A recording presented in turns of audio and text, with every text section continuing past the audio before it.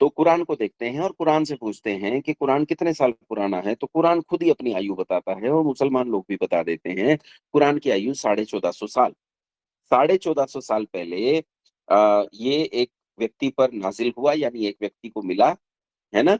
किसे मिला? सल्लल्लाहु अलैहि वसल्लम मोहम्मद मुस्तफ़ा अलैहि सलाम। किसे मिला? मोहम्मद को मिला। मोहम्मद पर नाज़िल हुआ। मोहम्मद कितने साल पहले पैदा हुए? तो मोहम्मद 1450 साल पहले पैदा हुए। तो मोहम्मद को ये कुरान मिला। अब कुरान आया 1450 साल पहले, लेकिन दुनिया तो लाखों करोड़ों साल पहले आई। इसका मतलब मशीन लॉन्च हो गई लाखों करोड़ों साल पहले और मैनुअल आया जुम्मा-जुम्मा 8 दिन 1450 साल पहले। इसका मतलब ये मैनुअल इस मशीन का मैनुअल नहीं हो सकता। अगर ये मैनुअल इस मशीन का मैनुअल होता, तो करोड़ों साल पहले ही मशीन के साथ लॉन्च हुआ होता। जब ब्रह्मांड बना, उसी समय ये मैनुअल भी बना होता। लेकिन मैनुअल तो बना जुम्मा-जुम्मा 8 दिन पहले, इसका मतलब कोई मिलावटी आदमी है, जिसने बाद में इसे प्लांट किया है। ये इसका मैनुअल नहीं हो सकता। इसका मैनुअल तो वही होगा, जो ब्रह्मांड के आदि काल के साथ ही पैदा हुआ। खत्म। इस बाह्य परीक्षा में कुरान फेल और परीक्षा से पूरी तरह बाहर, मतलब पूरी तरह तो नहीं पर बाह्य परीक्षा में बाहर। अब देख लेते हैं बाइबिल को। बाइबिल कितने साल पहले आया? तो बाइबिल आया बाइबिल किसे मिला था? तो बाइबिल मिला था यीशु को, है ना? यीशु वो पैदा हुआ 2000 साल पहले, 2025 चल रहा है, मतलब 2025 साल पहले बाइबिल लाने वाला पैदा हुआ, तो 20-25 साल का हुआ होगा, तब तो कुछ बोलना शुरू किया होगा, तब तो उसने उपदेश दिए होंगे, उन्हें इकट्ठा किया गया, उसे ही बाइबिल कहते हैं। मतलब मोटा-मोटी बाइबिल 2000 साल पहले आया। दुनिया आई लाखों करोड़ों साल पहले और बाइबिल आया 2000 साल पहले, ये भी इसका मैनुअल नहीं हो सकता। क्योंकि जो मैनुअल होगा वो तो आदिम काल में तभी पैदा होगा जिस समय ब्रह्मांड पैदा हुआ। तो ये दूसरा भी इस परीक्षा में फेल। अब तीसरे से पूछते हैं वेद। वेद से पूछते हैं वेद कितने साल पहले आए? क्योंकि कुरान बाइबिल का तो हमें पता है उनका कोई ना कोई लाने वाला था। जैसे कुरान का लाने वाला मोहम्मद था और बाइबिल का लाने वाला ईसा था, वैसा कोई लाने वाला हमें दिखाई नहीं देता है वेद का। तो फिर वेद से ही पूछते हैं कि वेद कितने साल पहले आया, वैदिकों से पूछते हैं कि वेद कितने साल पहले आया। तो ये जो वैदिक लोग हैं, इनके जीवन में एक निश्चित कार्य है। क्या है कार्य? ये हवन करते हैं। इनके घर में कोई बच्चा पैदा हो जाए तो ये हवन करते हैं, कोई बूढ़ा मर जाए तो ये हवन करते हैं, कोई अच्छा काम हो तो हवन करते हैं, कुछ नुकसान हो जाए तो सुधारने के लिए होम करते हैं, हवन करते हैं। नई दुकान खोले तो हवन करते हैं, पुरानी दुकान बंद हो जाए तो पंडित जी बताते हैं हवन करो सब ठीक हो जाएगा। मतलब ये हवन बहुत करते हैं। और जब ये हवन करते हैं तो इनके घर में पंडित जी आते हैं, पंडित जी इनके हाथ में जल की कुछ बूंदें रखकर इनसे संकल्प करवाते हैं और संकल्प में गिनती आती है। क्या संकल्प करवाते हैं? पंडित जी जब आते हैं तो हाथ में जल देकर कहते हैं बोलो ओम, तो यजमान बोलते हैं ओम। उसके बाद पंडित जी चालू हो जाते हैं, फिर यजमान को कुछ पता नहीं क्या कह रहे हैं, फिर पंडित जी चालू रहते हैं। पंडित जी कहते हैं ओम तत्सत श्री ब्रह्मणो द्वितीय प्रवरारदे वैवस्वते मनमंतरे अस्ताविंशति तमे कलियुगे कलि प्रथम चरणे एको वृंदः षण्णवति कोटयो अष्टौ लक्षाणि त्रिपञ्चाशत्सहस्राणि सप्तविंशत्यादिक्षत संवत्सरे उत्तरायणे अमुक ऋतौ अमुक मासे अमुक पक्षे अमुक तिथौ अमुक वासरे अमुक दिवसे जम्बूद्वीपे भरतखण्डे आर्यावर्तान्तर्गत अमुक प्रान्तस्य अमुक जनपदस्य अमुक ग्रामे अमुक उपनगरे अम, उम, अयं गृहे अयं अहं देवयज्ञः क्रियते, ऐसा कह के कहते हैं जल नीचे छोड़ दो। अब ये जो संकल्प पाठ बोला, इस संकल्प पाठ में गिनती आई। क्या गिनती है? एको वृंदः 1 अरब, षण्णवति कोटयोः 96 करोड़, अष्टौ लक्षाणि 8 लाख, त्रिपंचाशत् सहस्राणि, 53,000, सप्तविंशत्यादिक संवत्सरे 127 वर्ष। यानी कितने वर्ष से ये लोग हवन करते चले आए? 1 अरब 96 करोड़ 8 लाख 53,127 वर्ष से। ये कैसे पता चला कि इतने साल से हवन करते चले आए? तो ये क्या करते हैं, प्रतिदिन हवन करते हैं और पिछले दिन की गिनती में अगले दिन की गिनती जोड़ देते हैं। विक्रमादित्य को पैदा हुए कितने साल हो गए? अकबर को पैदा हुए कितने साल हो गए? हैं? ययाति नहुष को पैदा हुए कितने साल हो गए? आचार्य चाणक्य को पैदा हुए कितने साल हो गए? ईसा को पैदा हुए कितने साल हो गए? ये कैसे पता चलता है? प्रत्येक दिन की गिनती को पिछले दिन की गिनती में जोड़ते चले आने से इतिहास बनता है। इसी तरह ये प्रतिदिन सृष्टि के आदिकाल से लेकर आज पर्यंत ये यज्ञ करते चले आए और प्रतिदिन की गिनती को पिछले दिन की गिनती में जोड़ते चले आए। इसीलिए इन्हें पता है कि इन्हें यज्ञ करते हुए 1 अरब 96 करोड़ 8,53,127 वर्ष हो गए। कोर्ट कचहरी में भी एविडेंस एक्ट जो होता है, उस एविडेंस एक्ट में ये माना जाता है कि एक नियमित लिखी गई डायरी एक मजबूत प्रमाण होती है कोर्ट में। साल 2 साल पुरानी डायरी अगर प्रमाण होती है, तो सोचो जो 2 अरब साल से लगातार लिखी गई डायरी है, क्या वो प्रमाण नहीं होगी? इन्हें यज्ञ करते हुए 1 अरब 96 करोड़ साल हो गए हैं और जो 1 अरब 96 करोड़ साल इन्हें यज्ञ करते हुए हो गए हैं, वो वेद के मंत्रों से कर रहे हैं। इसका मतलब है वेद कितना पुराना है? वेद 1 अरब 96 करोड़ 8,53,127 साल पुराना है। और दुनिया कितनी पुरानी है? दुनिया भी लगभग इतनी पुरानी है। इसका मतलब है वेद सृष्टि के इस मशीन के साथ ही पैदा हुआ, तो इस परीक्षा में वेद पास हुआ। अन्य दोनों फेल हो गए, ये पास हुआ। लेकिन अभी आभ्यंतर परीक्षा बाकी है। हो सकता है आभ्यंतर परीक्षा में कुरान पास हो जाए और वेद फेल हो जाए। क्योंकि ऐसा हो सकता है किसी के कपड़े ऊपर से मैले कुचैले हों, लेकिन भीतर बहुत विद्वान आदमी हो, ये भी तो संभव है। तो आओ, भीतर से परीक्षा करके देखते हैं। अब भीतर की परीक्षा के लिए भी हम लोग क्या करते हैं, एक एक एक एक कसौटी तय करते हैं, एक प्रतिष्ठा तय करते हैं जिसके आधार पर निर्णय कर लेंगे कौन सही, कौन गलत। तो उसके लिए कसौटी लेते हैं ईसाई और मुसलमानों वाली ही कसौटी। ईसाई और मुसलमान जिस बात को सबसे ज़्यादा गाते हैं, वो है भाईचारा। तो आइए भाईचारे को कसौटी बनाते हैं और फिर 3 ग्रंथों को भाईचारे की रोशनी में देखने का प्रयास करते हैं।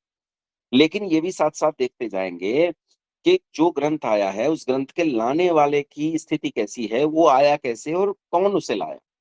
सबसे पहले कुरान।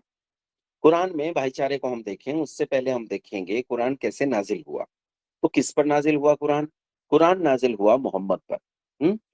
मोहम्मद साहब पर। मोहम्मद साहब कौन थे? इनका जीवन चरित्र एक बार देख लेते हैं। अरब में एक छोटा-सा देश है जॉर्डन।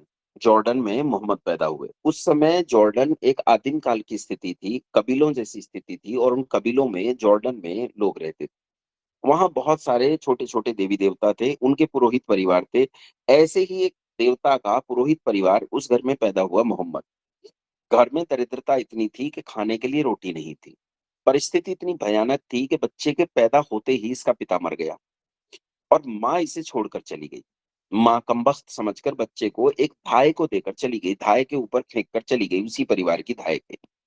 धाए ने कुछ दिन इसे पाला, लेकिन जब ये बच्चा बड़ा हुआ, 4-5 साल का हुआ और बोलने लगा, मुँह से कुछ कहने लगा, तो ये उल्टी-सीधी बातें कहता था और कुछ ऐसी ऐसी अजीब क्रियाएँ करता था, जिससे उसे डर लगा कि इसके सिर पर कोई भूत-प्रेत का साया है और वो धाए भी इस अनाथ बच्चे को छोड़कर भाग गई।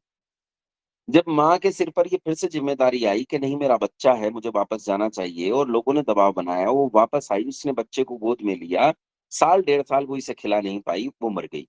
बालक भाग्यशाली बहुत था। पैदा होते ही बाप मर गया, माँ छोड़कर भाग गई, फिर दाई भाग गई, अब माँ आई, वो मर गई। अब ये अपने दादा के गोद में आ गया। दादा इसे पालने-पोसने लगा, लेकिन जानते हो इसे छूते ही मामला गड़बड़ हो जाता है। दादा भी अल्लाह को प्यारे हो गए। अब बचे इसके चाचा, जिनका नाम था अबू तालिब। अबू तालिब ने इस लड़के को अपनी छाती से लगाकर पाला, खूब लाड़-प्यार से इसे पाला और बड़ा किया। ठीक है, धीरे-धीरे ये बड़ा हुआ तो इसके चाचा का जो भी व्यापार-धंधा या जो भी घर का काम होगा, उस काम में सहयोग करता था, लेकिन घर में बहुत ज़्यादा तो ठीक-ठाक स्थिति थी नहीं। तो व्यापार के दृष्टिकोण से इसने अपने चाचा से कहा कि मैं कहीं बाहर चला जाऊँ, उन्होंने कहा चले जाओ। तो ये कहीं बाहर चला गया, जहाँ गया दूर देश में, उम्र ज़्यादा थी नहीं, 23-24 साल का। जहाँ बाहर गया दूर देश में, उस रियासत का कोई मालिक नहीं था, बल्कि एक मालकिन थी, एक स्त्री थी। स्त्री की आयु लगभग 50 साल के आसपास थी और इसकी आयु 23-24 साल। अच्छा ये सोचो, विचार करो, भारतीय बुद्धि से सोचने का प्रयास करना कि तुम अगर 23-24 साल के युवक हो और सामने से एक 50 साल की स्त्री आती हुई दिखाई दे, तो तुम्हारे मन में क्या भाव आएगा? स्त्री को देखकर क्या भाव आएगा मन में? माँ का भाव आएगा ना? भई माँ का भाव आएगा, आंटी का आएगा, चाची का आएगा, है ना? कोई हरियाणा का, राजस्थान का होगा, ताई कह देगा। बात तो एक ही है ना, माँ का ही भाव आएगा ना। लेकिन ना, मोहम्मद ने जब पहली बार 50 साल की इस उस स्त्री को देखा जिसका नाम था खदीजा बेगम, तो मोहम्मद के मन में विचार आया, पत्नी, क्या गज़ब की बात है। 23 साल का बालक ये सोच भी कैसे सकता है, 50 साल की स्त्री को देखकर कि इसमें मुझे स्त्री दिखाई दे रही है, हैं? चलो ख़ैर, इसने उस स्त्री की फ़ील्डिंग करना शुरू किया। जैसे आजकल भी वो लव जिहाद वगैरह चलता है ना, तो ये फील्डिंग करते हैं, आस-पास घूमते हैं, है ना? नई-नई शर्ट पहन के आते हैं, जीन्स पहन के आते हैं, मोटरसाइकिल लेके आते हैं, मोटरसाइकिल के स्टंट दिखाते हैं, पहिया उठा के दिखाते हैं, तो वो कन्याएँ कई बार चक्कर में आ भी जाती हैं। तो ऐसे इसने खदीजा के सामने वो सारे स्टंट करने की कोशिश की, जो भी किए होंगे। अब उस समय मोटरसाइकिल तो नहीं थी, पर शायद ऊँट को उठा के दिखाता होगा, भर्र ऐसे ऊँट करता होगा, तो वो खुश हो जाती होगी महिला। ख़ैर कुल मिला के महिला इसके चक्कर में आ गई और 23 साल के नौजवान ने 50 साल की माँ बराबर अपनी माँ से भी बड़ी आयु की स्त्री के साथ विवाह कर लिया।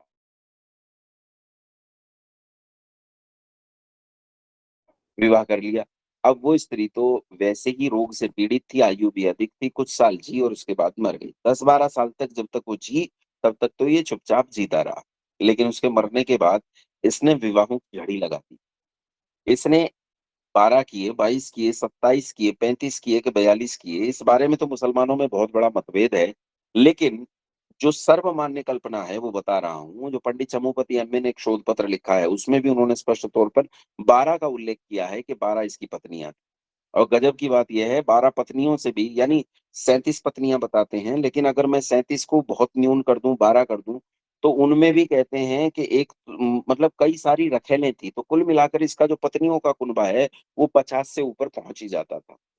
मारिया एक बहुत प्रसिद्ध रखेल थी इनकी, है ना? रखेलें भी थी और पत्नी भी थी। सबसे बड़ी आयु की पत्नी अपनी माँ से भी बड़ी आयु की थी और सबसे छोटी आयु की पत्नी जो है, वो अपनी पोती से भी छोटी आयु की 6 साल की आयशा बेगम थी।